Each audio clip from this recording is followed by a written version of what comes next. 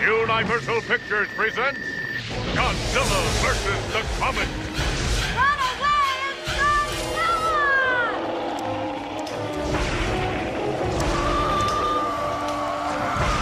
That's what things Nothing can stop Godzilla!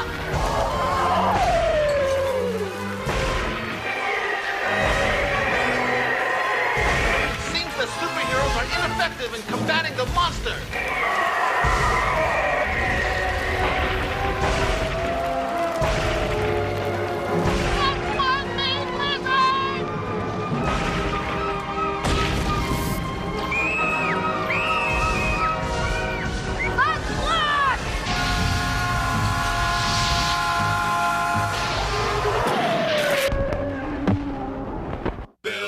Science guy.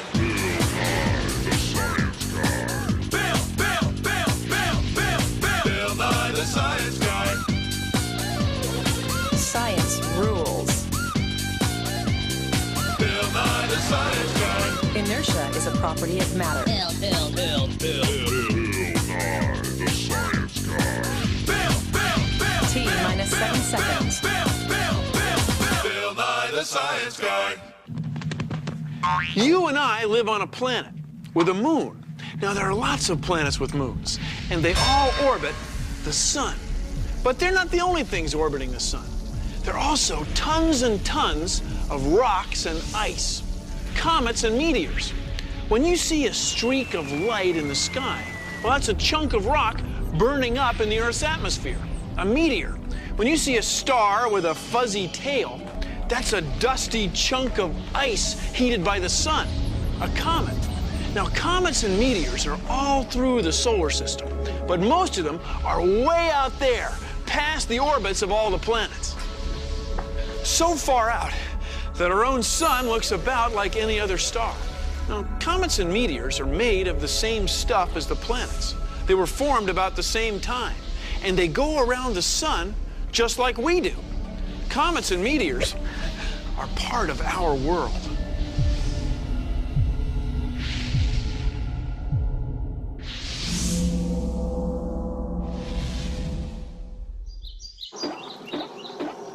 Hey! What you got? Nothing. That's Tickle Me Meteorite, isn't it? Nuh-uh. Come on, let me see it. No way! Get your own. Aw, please. He's so groovy, he's out of sight. He's Tickle Me Meteorite. Yes, it's Tickle Me Meteorite. You just pull his nose. I have existed since the beginning of the solar system. Here, let me try. Comets and meteors travel vast distances in space. Let me hold him. Occasionally, meteors impact planets and moons, leaving deep craters on the surface. There is a theory that a meteor impact led to the extinction of the dinosaurs. He's Tickle Me Meteorite. It's Tickle Me Meteorite. Catch it fast before this offer burns up and disappears.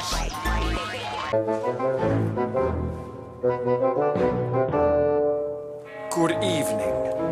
Our next story is about elliptical orbits. This is the Earth.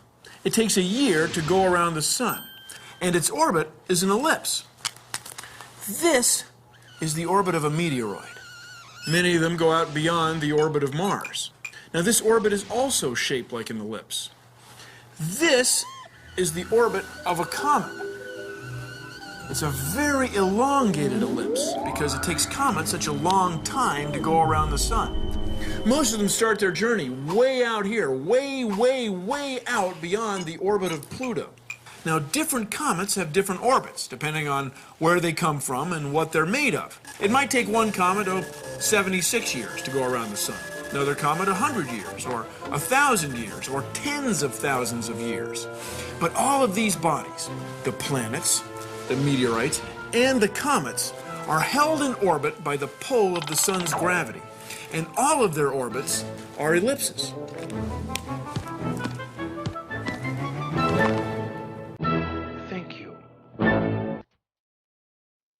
Hey. Comets travel in paths around the sun called orbits. But a comet's orbit is in a circle. It's a shape called an ellipse. What? An ellipse. Could you say that one more time? Ellipse. Gotcha. You can make an ellipse at home. Take 2 push pins and stick them about 30 centimeters apart on a piece of paper. Make sure you've got cardboard behind the paper.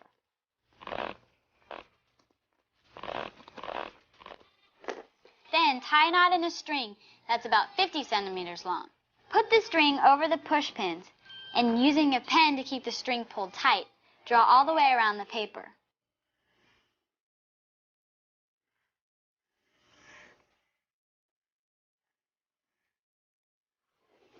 Comets travel around the sun in paths shaped like this. It's an ellipse. What? Knock it off. Recently, scientists photographed a string of comets slamming into the planet Jupiter. They started out as one big comet, but the pull of Jupiter's gravity is so strong, it broke them up into smaller chunks. Now, I say small. They were each a few kilometers across, and they slammed into the planet at over 60 kilometers a second, leaving big black spots the size of the Earth. The size of the Earth! Now, if one of those cometary chunks had hit our planet, well, we wouldn't be standing here talking right now, I can tell you that. Now, this photo opportunity on Jupiter wasn't a big surprise. See, scientists saw it coming and charted its course for years, which is good, because if we can predict the orbits of comets, then we can figure out whether we're in the clear or we should start worrying. So right now, as far as we can tell, we're in the clear for the next 1,000 years or so. Meteoroids are chunks of rocks and metal that orbit the sun. Comets are chunks of ice and dust that also orbit the sun. Excuse me.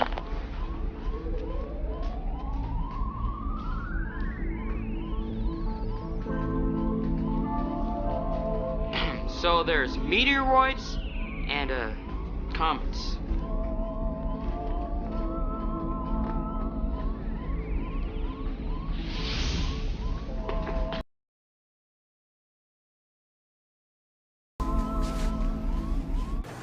When you see a rock fall out of the sky and land on the Earth, you know it's a meteorite. Now, the first thing you do when you analyze any rock is look them over.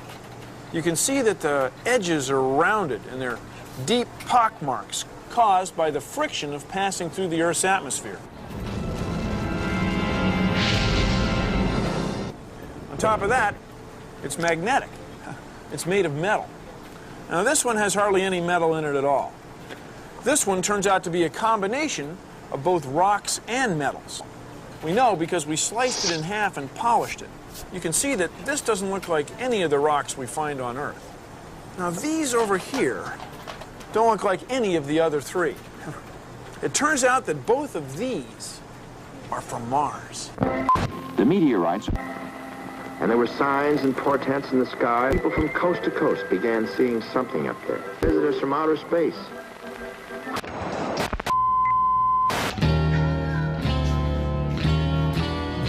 This is a meteorite from outer space. Looks like a mirror. This probably would have made a big crash when it hit the ground. It's really heavy and it's rough. I can't believe it weighs this much. This meteorite is special because it's from Mars. We know it's from Mars because it has little bitty pockets that have gases from Mars. Micrometeorites are so common. Hundreds of millions of these fall to the Earth every day. And you can find them in rainwater and in your backyard. Congratulations, you found a micrometeorite. It gives you a weird feeling holding things that have been flying through space for billions of years.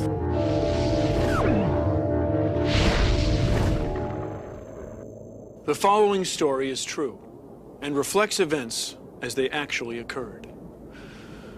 Once upon a time, a rock was orbiting the sun. Oh, about the time the solar system was formed.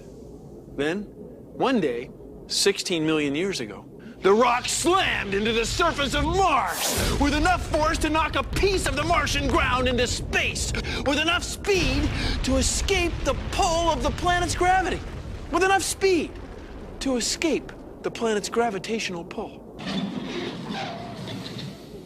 Eventually, it crossed the path of the Earth's orbit at precisely the moment the Earth was passing through that sector of space. The rock came hurtling into the Earth's atmosphere, and aerodynamic drag caused the surface of the rocky meteoroid to ablate. To burn up, because it was hot. Ablate. A tiny fragment of that meteoroid made it almost all the way to the surface of the Earth, 2/3 of which, I remind you, is covered with ocean. 2/3 covered with ocean. Yet that meteorite found its way to a narrow strip of land near Nakhla, Egypt, where an unsuspecting dog happened to be going for his daily walk. The meteorite hit the dog and killed him, like that. Let's face it, my friends, that was one doggone unlucky dog. And as we say in science, he never knew it hit him. I remind you, this story is true.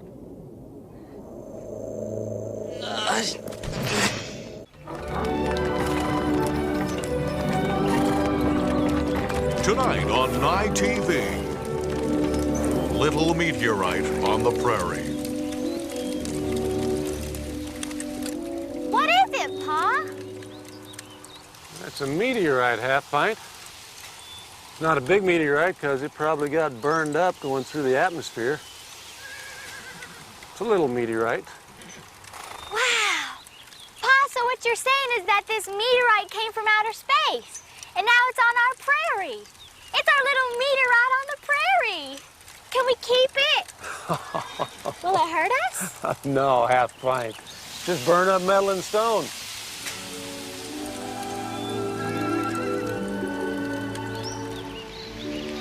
You think it's got any iridium in it? That might half-pint, it might. Sometimes they're indistinguishable from terrestrial rocks.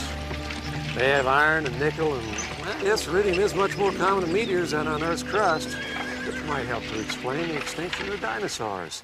12, maybe 20 billion years ago, there was a huge explosion, what scientists call the Big Bang. Within minutes of the Big Bang, tiny particles came together to form gases like hydrogen and helium. Then gravity brought those together to form stars. Well, then about 6 billion years ago, many of those stars had so much pressure built up inside them that they exploded. And we call each explosion a supernova. Anyway, that material drifted through space, and eventually gravity brought it together to form our sun and all the planets. Now, at the same time, the comets, asteroids, and meteoroids were formed. So when we look at a meteorite like this one, we're looking at a rocky, icy, cosmic time capsule. It's cool. And the quarterback drops back in. Whoa! Whoa! Look at that flash! Oh, my! It's a meteorite or something! Why isn't the Earth covered with craters the way the moon is? Please consider the following. When a meteoroid heads for the moon, there's nothing to slow it down. So wham! It makes a crater.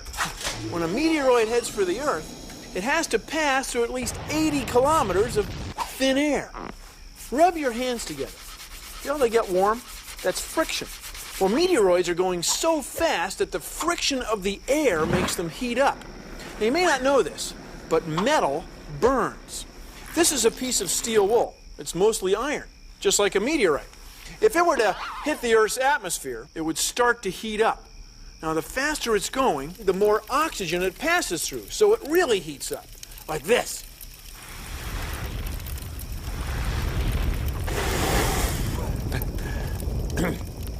Now, most of the meteoroids that hit the Earth's atmosphere burn up completely, but not all of them. See, you can still find meteoroid craters on the Earth's surface if you know where to look. Like, this is Meteor Crater in Arizona. This is Manicouagan in Quebec, Canada.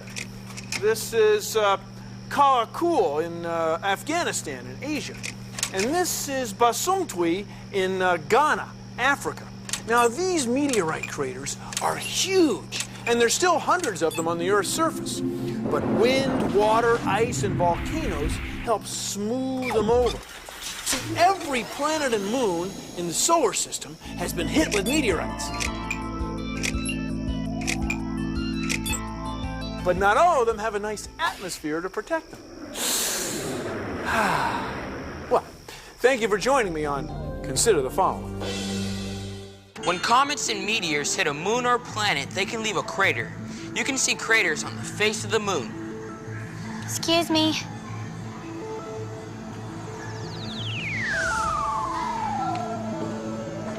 A meteorite impact on the Earth's surface.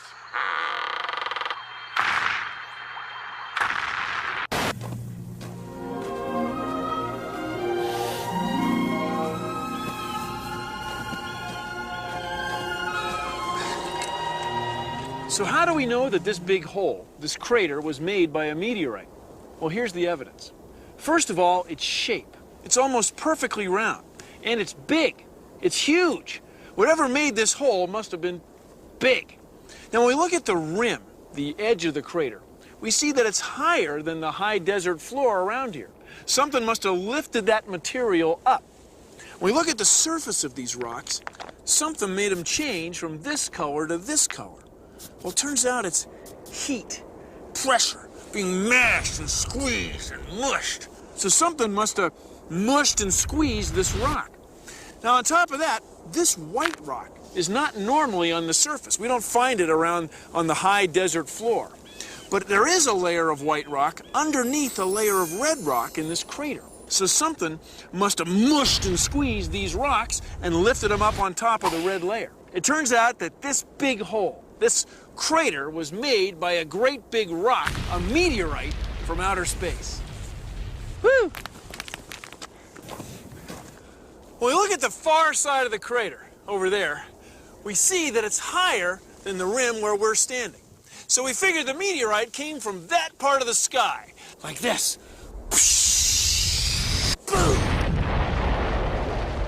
It was going so fast that it could have made it from those mountains over there, 30 kilometers away, to here in less than a second and a half. It would have been like 1/1000. We now return to Leave It to Meteors.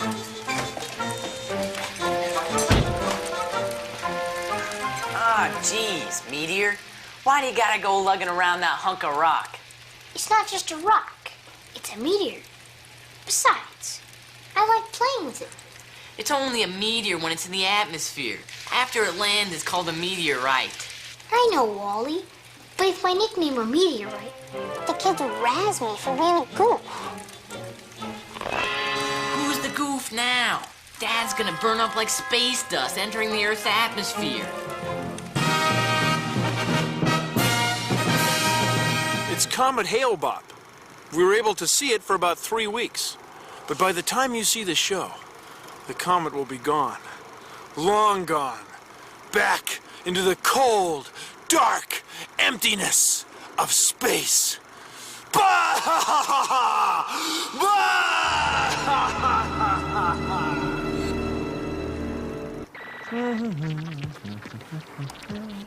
Huh. Hi, I'm Bill.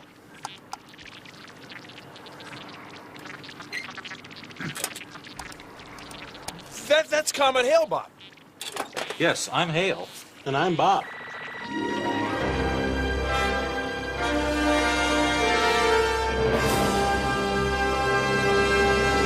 It's ice that makes comets different from asteroids and meteoroids. As a comet gets near the sun, the heat of the sun and the solar wind vaporizes the ice and makes a stream of charged gas particles we call the ion tail. Now, at the same time, the little bits of rock that are embedded in the ice get blown into space and form a second tail we call the dust tail. It's made of thousands and thousands of tiny meteoroids that orbit right along with the comet. So we end up with an ion tail that points straight away from the sun and a dust tail that's a little bit curved. So we get two tails from one comet. It's two tails from one. An asteroid is a big chunk of rock in space that never became part of a planet. A small asteroid is called a meteoroid. Now, if a rock enters the Earth's atmosphere and starts to burn up and leaves a bright streak in the sky, we call it a meteor. If a piece of that rock lands on the Earth's surface, well, then we call it a meteorite. Asteroid, meteoroid, meteor, meteorite, right?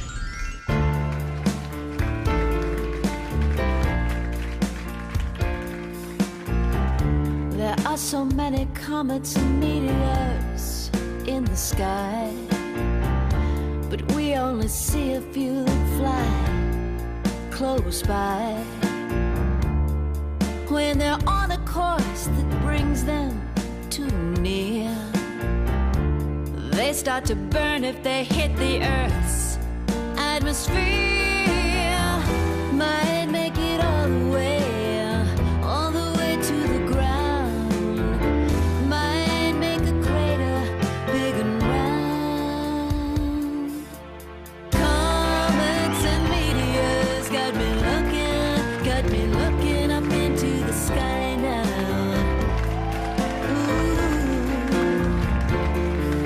They're made of dirt and ice, you know they're in orbit around the sun now.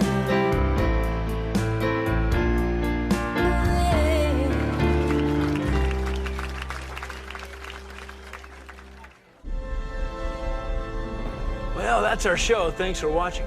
If you'll excuse me, I've got some subcrustal crater cartography to collate. See ya! Produced in association with the National Science Foundation. Did you ever make a wish on a shooting star? Well, guess what? They're not stars at all. They're meteors. Most of these meteors don't even make it to the Earth's surface because they burn up on their way through the atmosphere. We see them burning up as streaks of light. On any given night, there's a meteor flashing across the sky about once every hour. So the next time you see one, instead of making a wish on a shooting star, make a wish on a blazing, burning meteor.